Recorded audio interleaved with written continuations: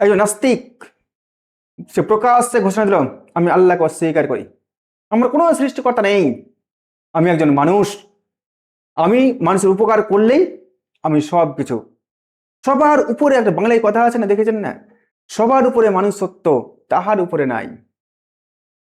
এর চাইতে বড় ভণ্ড, প্রতারক, চুগুলখড়ি, নষ্টামি, ভণ্ডামি কথা পৃথিবীতে নেই। চিন্তা করুন, এটা সাহিত্যের কথা, কবিদের কথা, আর কবিরা বেশিরভাগ হয় নাস্তিক, কাফির, মুশরিক।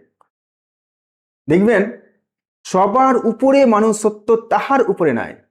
চিন্তা করুন, সবার উপরে সবচেয়ে সত্য কথা কে কে বলতে পারেন? একমাত্র মহান আল্লাহ। এবং তারপরে সত্য কথা কে বলবেন?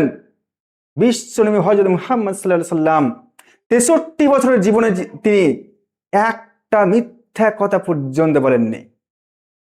এই কারণে কোনো ব্যক্তি যদি, কোনো মুসলিম ব্যক্তি, কোনো মুমিন ব্যক্তি সজ্ঞানে বলে দেয় সবার উপরে মানুষ সত্য, তাহার উপরে নাই, সে শিরক করছে, কুফরি করছে, তাকে তওবা করে আবার তাকে কালেমা পড়তে হবে। নাস্তিকের সঙ্গে ইমাম আবু হানিফা রাহমাতুল্লাহ আলাইহির একটা বাহাসের, তর্কের ব্যবস্থা করা হলো এবং সেখানে নির্দিষ্ট সময়ে নাস্তিক পৌঁছে গেলেন, কিন্তু ইমাম আবু হানিফা রাহমাতুল্লাহ আলাইহি নির্দিষ্ট সময় সেখানে পৌঁছালেন না। তখন সেই নাস্তিক তখন হাম্বি তাম্বি করছে স্টেজে উঠে যে আমি জিতে গেছি, আমাকে দেখে ইমাম সাহেব ভয় পেয়ে গেছেন, তিনি আর আসবেন না এবং আমি ঠিক পথে রয়েছি। তার কিছুক্ষণ পরেই, তার হাম্বি তাম্বি করা মাত্রই তিনি ইমাম আবু হানিফা রাহমাতুল্লাহ আলাইহি তিনি স্টেজে পৌঁছে গেলেন। স্টেজে পৌঁছে গিয়ে প্রথমে নাস্তিক জিজ্ঞাসা করলো যে আপনি প্রথমে এই উত্তর দিন যে আপনার কেন দেরি হলো? আপনি একজন সম্মানিত ইমাম সাহেব, আপনার সময় সম্পর্কে জ্ঞান থাকা উচিত, আপনার তো এটা দেরি হওয়া মোটেই উচিত হয়নি। তখন ইমাম আবু হানিফা রাহমাতুল্লাহ আলাইহি জবাব দিলেন, আমি তো দেরি করতে চাইনি, কিন্তু পথিমধ্যে আমাকে একটা নদী পার হতে হয়, সেই নদীতে আমি দেখছি নৌকা নেই, মাঝি নেই, কেউ নাই, আমি কিভাবে পার হব? দেখলাম সেখানে নদীর মাঝখানে চর হলো, চরে একটা বিশাল বড় গাছ হলো, সে গাছটা অটোমেটিক হেঁটে তক্তা হলো, তক্তাগুলো পর পর জুড়ে গেল, নৌকা হয়ে গেল, আমি নৌকায় চাপলাম, নৌকা অটোমেটিক চলতে লাগলো, আমি পার হয়ে গেলাম, তারপরে আমি এলাম, এই কারণে আমার দেরি হয়ে গেল। তো নাস্তিক বলছে, পাগলামি করার জায়গা পেয়েছেন?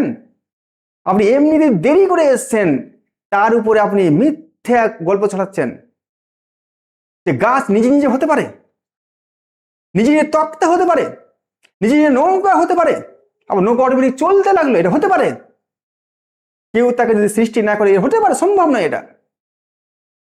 তখন ইমাম আবু হানিফা রাহমাতুল্লাহ আলাইহি জবাব দিলেন, এইবার তুমি, তোমার সঠিক বোধগম্য হয়েছে, তুমি সঠিকটা বুঝতে শিখেছো, বুঝতে পারছো যে গাছটা এমনি এমনি হতে পারে না, এমনি এমনি চিরে তক্তা হতে পারে না, তক্তাগুলো পর পর জুড়ে নৌকা হতে পারে না, নৌকা অটোমেটিক চলতে পারে না। সামান্য এই কালটুকু যদি অটোমেটিক হতে না পারে, তাহলে এই আসমান জমিন এবং আসমানে অসংখ্য তারা, গ্রহ, নক্ষত্র, পৃথিবী, সমস্ত উদ্ভিদ এমনি এমনি সৃষ্টি হয়ে গেল, কোন সৃষ্টি ছাড়াই তৈরি হয়ে গেল। তখন সে নাস্তিকের মাথা গেল ঘুরে।